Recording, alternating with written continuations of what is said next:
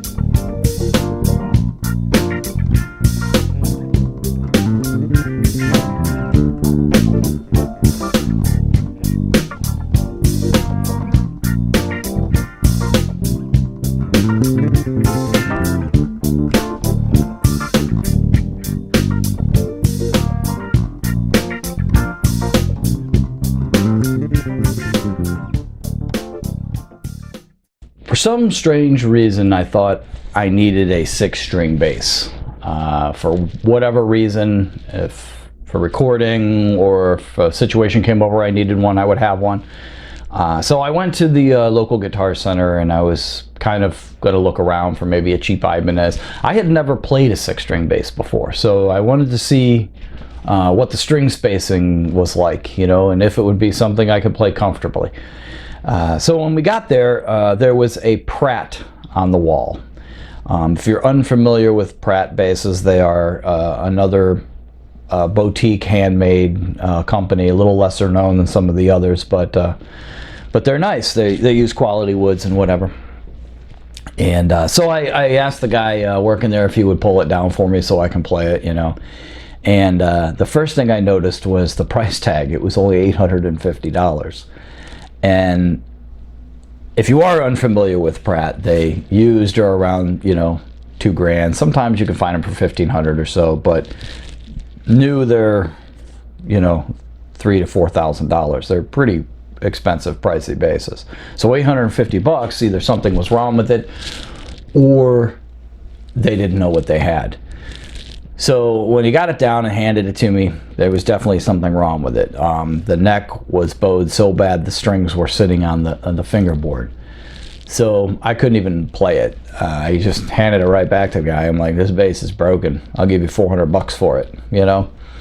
And he looked at it, he said, let me take it to our setup guy. He came and adjusted the neck or whatever, gave it back to me. Fine, played a lot better. So I plugged it in. I could tell right away that the quality of the instrument was top-notch. It just felt like it was very well built. The sound was amazing. It sounded like anything, the tone or whatever sounded like anything I've ever heard before. It was just amazing. I personally could not play a 6-string. I was lost. I felt like it was relearning the bass all over again. And then I'm realizing, I'm like, the only thing this bass has that mine doesn't is the high C, and I'm just, screw it, I don't need it, you know. So I decided against it. But I also decided right then and there that I need to have a boutique bass. After playing that, I kind of felt like this is what I've been missing. So I started looking at Fodera and a few other, you know, some of the 5-string Pratt and Roscoe, a few other brand names, and I decided that I like the Roscoe the best. Keith Roscoe actually started making basses in 1971, and just limited to what he could do. And then he started expanding and growing, as most businesses do, and now he's got a full shop with a Plek machine and state-of-the-art milling and stuff. He hand picks the wood that he makes for his guitars. I follow him on Facebook and Instagram, and he'll actually post photos of himself at the lumber yard hand picking, you know, maple and stuff that he could use on a guitar. So his guitars are all handmade. He's got 3 different body styles. There is the LG, which is the smallest and the most lightweight. There's what this is. This is the SKB, which is their mid-size. Still lightweight, and to me still small, because I've always played jazz basses. And then they have the Century body style, which is their largest. Kind of would feel like a jazz bass when you strap one on. And then all 3 body styles come in standard, plus, or custom.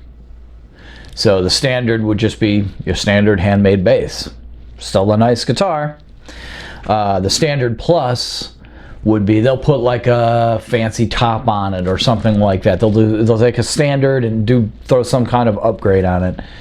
And then you have the custom, which you'll get book matched top and back, upgraded pickups, things like that, which is what this guy is. So really, visit their website and check them out. They use not only the highest quality wood, but there's also special things that I like about this: the hip shot bridge, hip shot tuners, and a wood nut on it, which is cut.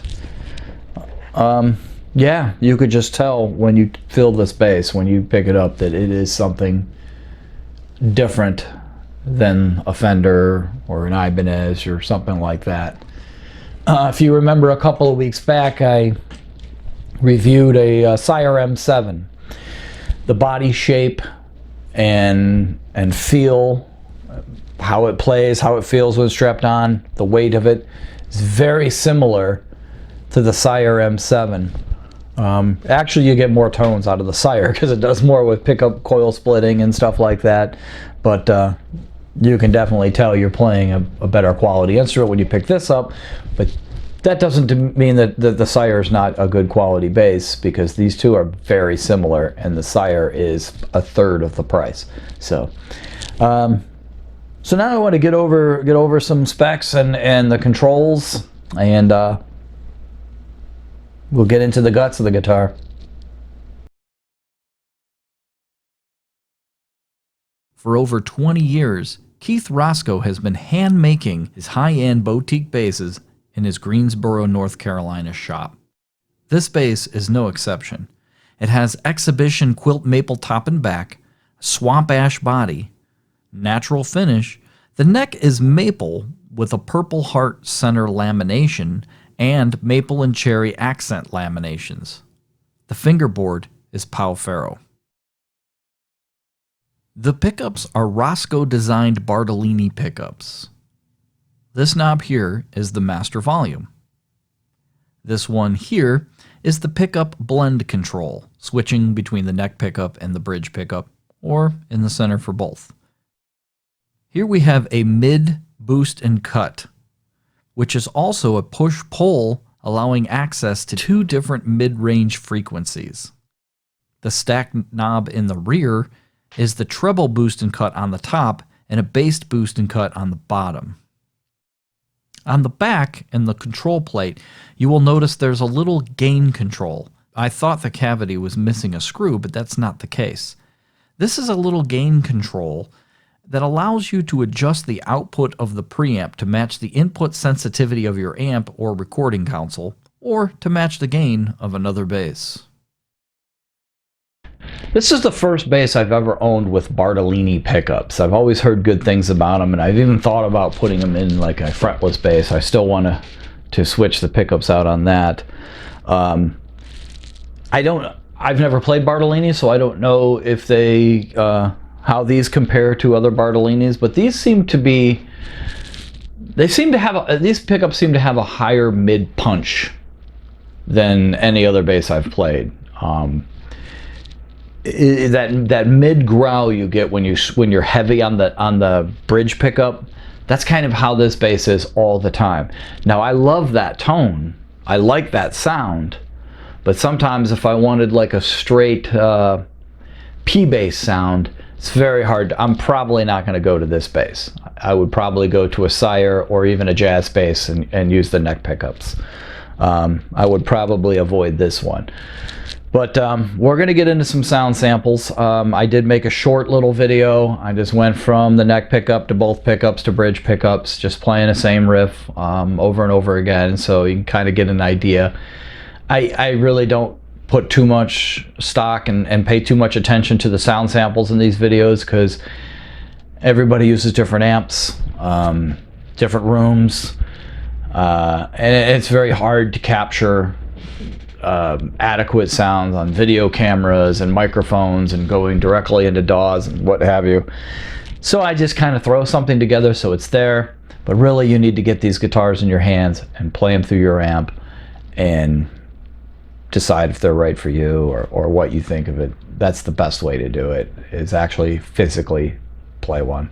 And if you can't, then you're going to be like me. You're going to spend a lot of money and hope that it sounds good. But anyways, here's what it sounds like.